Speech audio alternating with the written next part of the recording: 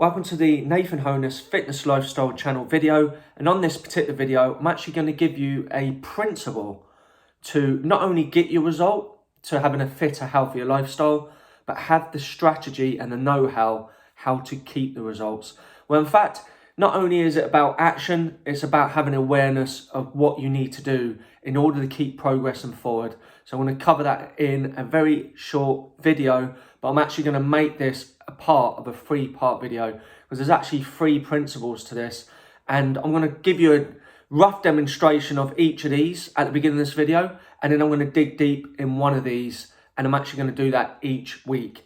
So if you're new to the channel, make sure to subscribe, hit that bell button, give it a like, and leave any comments relevant to this video and any content you would like me to cover in the future. Otherwise, let's go into this particular principle right now. Okay, so let's go into this particular principle in order to get your result and also to sustain it long term, to keep you focused, to keep you progressed. That's the most important thing. And that is focus triangle. That's precisely what it is. And on this focus triangle, there's 3 key principles you really need to have awareness on and understand a little bit more. So let me briefly go through them. So let's pop it on the screen. So as you can see, there's the triangle there. Let's start with the first one, which is probably the most important because that's how you get started. And that is shift or shred.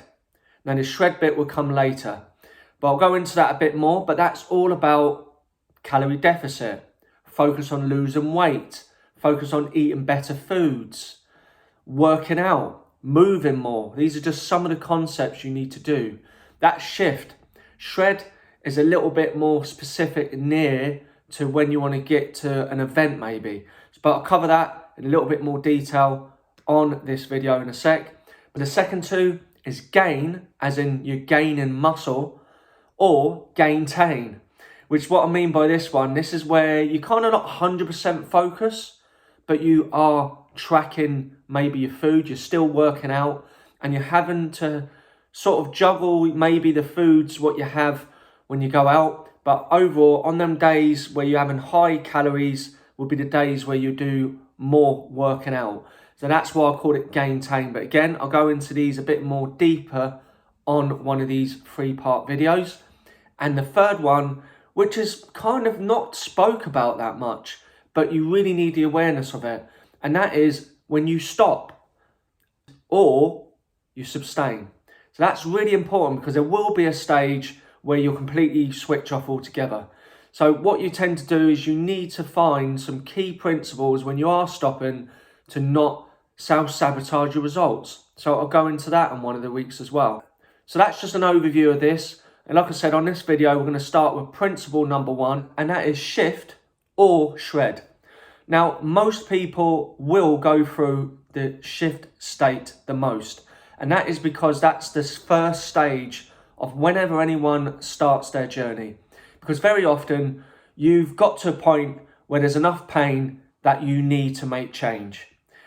That you feel really unhealthy, you're not able to do the task what you used to do. You look in the mirror and you can't see your own reflection being you. These are just some of the things. Clothes don't quite fit. These are some of the discomforts you have, which makes it put on the pre-front of your brain that you need to make that change. So shift is all about changing your habits. So maybe you've created some really bad habits which you know that needs to change. So therefore we need to create some new habits. Next one is you need to create more movement in your life. So maybe when you first start, you're not doing that much movement. You're not even going for a walk. So these may be some of the things we need to develop to see how you can increase that neat energy, is what they say. As in, you're not focused on working out or anything, you're just naturally burning more calories on your day-to-day tasks. Now, if you're an office worker, that may be just purely getting off your seat a bit more. It might be getting up, drinking a bit more water, which makes you go to the toilet more, gets you moving more. It might be at lunch, you walk around the block. It might be that you park your car a little bit further away from where you work, or you may walk to work because it's close enough. You walk to the shops. These are some basic ways how you can increase your neat energy. The other one what comes into mind is obviously rather than taking a lift, you take the stairs. So that's a really easy one, what you can do straight away when it comes to moving more. And the other way is maybe taking up something you really enjoy that involves moving. Maybe you like to dance, so you can take up going to dance school. Maybe you enjoy sports, so you can take up joining a local club, play badminton, tennis, football, golf, whatever it may be. Might be that you really enjoy walking, so you can join a walk club, cycling, all these things. And the next one is the workout itself. So maybe specifically put yourself out to have a workout, to work on specific areas, to burn more calories, to get your fitness up maybe. Could be that you do HIIT workouts. Could be that you do aerobics, whatever it may be. So there are sort of certain little key points how you can increase your movement and obviously exercise, which is going to get your fitness more increased and make you feel better. And obviously when it comes to your meal plans, improving the meal plans, how can you do that? Well, maybe you're someone who don't necessarily like to have breakfast. So obviously you maybe fall into doing intermittent fasting, maybe. That might be a good one. You might be someone who literally just pick eat all day. So maybe we can create small little meals what you could have.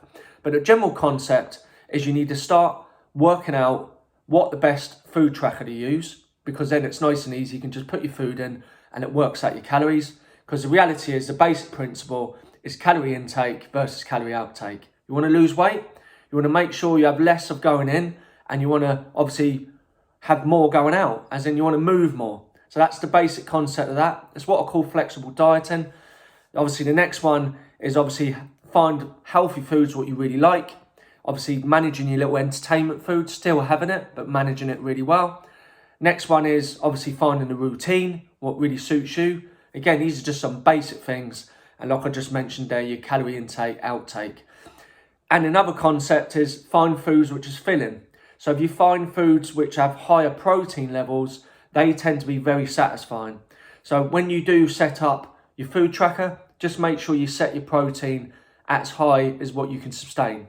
Yeah, so some people might start them on 20%, but eventually what you want to try to do is work towards, as a concept, building towards that 30% mark. Everyone's so different in terms of calculations with the protein, but these are just some basic principle. And that'll be it. If you're basically tracking your foods, getting that protein high to make food satisfying, move a little bit more, find your workouts which suit your lifestyle, you want a winner. Get rid of them bad habits of your eating. When obviously at least be aware, are you drinking alcohol? Are you finding that as a way to make you relax? There are ways how you can obviously change that. Find other outsources instead of drinking. You know, they're really key point actually. These sort of drug foods, as it were, like alcohol, crisps, sort of chocolate, desserts, all these things are normally ones which tend to serve you in the moment, but not necessarily serve you long term. It's what I call the 4 classes of behaviour, which I'll go through very quickly. So let's start from the top. If you start from class behaviour 1, that is one which serves you long term. It's something you could do. It makes you feel good. So that's an all-round winner. So an example to that would be maybe you walk. So that would be a class 1. It's something you enjoy doing or whatever you're into. Class 2, which is interesting, is something which is new and it's something you don't naturally enjoy doing. So for example, you may be the type which don't really enjoy exercise. So at the moment when you first start, that is a class 2 because you know it's going to serve you, but you don't necessarily enjoy it in the moment, but it will serve you long term and it gets you a result. But with this class 2, the more you do it, the more it becomes second nature and more chance you have that to become something you enjoy. So then that could bump up to a class 1. So it's juggling these two things, and just think if it's something you've started today and it doesn't feel comfortable, just remember the more you do it, the more you build it into your lifestyle, and then the easier it becomes, and the more it may become something you enjoy, which makes it even easier. Now the next 2 is your class 3 and your class 4. So class 3 would be something like drinking alcohol consistently, for example. It's something that feels good in the moment, but if you're going to be honest with yourself, it doesn't actually serve you long term. It might serve you in that moment, might you feel happy for that moment, but then you obviously don't sleep very well. You know, it makes you feel unhealthy, it costs more, all these factors. And the trouble is with these class 3 things, they are very addictive very quickly. So if you keep doing these things, it then can eventually, I mean, this is well down the line, could become a class 4. And that is actually, you're doing it out of habit. It's something you don't even feel good on in the moment. It's just an idea that you think it would make you feel good, so you have it, and it actually doesn't. And you certainly know it doesn't serve you long term, but in extreme measures, they become addictives, like being an alcoholic, for example. So the idea is, if you can get some of them class 3s and stop them, and shift your energy towards some class 2s, which you think potentially could serve you into class 1, they're the key. So I felt like I wanted to cover that a bit more. I may make another video to go a bit more in depth. But that's shift state. So shred is very similar to shift state. But as you can imagine, you've already built your psychology with shift state because you've already built in these new ways. Now, what you do is you can step these up a little bit more. As in, if you're close to an event, you can drop them calories down. You can take the condiments out of food, when we talk about meals and obviously intake. When it comes to working out, you can increase your workouts. It's very often juggling them two things in order to get the physique what you want, but also to get that result what you want initially. But shred state is something you wouldn't do long term. It's something you may do for a maximum 3 weeks.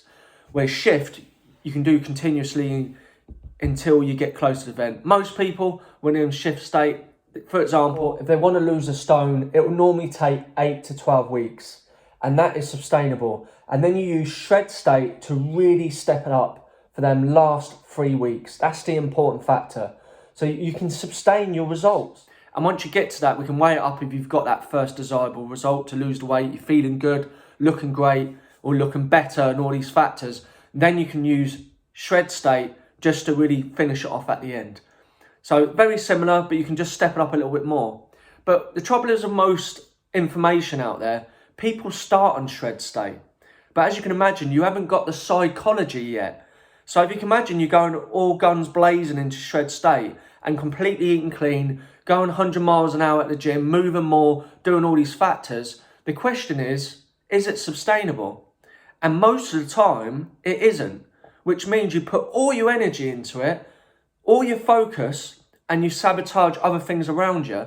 And then in time, you lose that motivation. And you haven't quite got the result yet because they want things quick as a fix.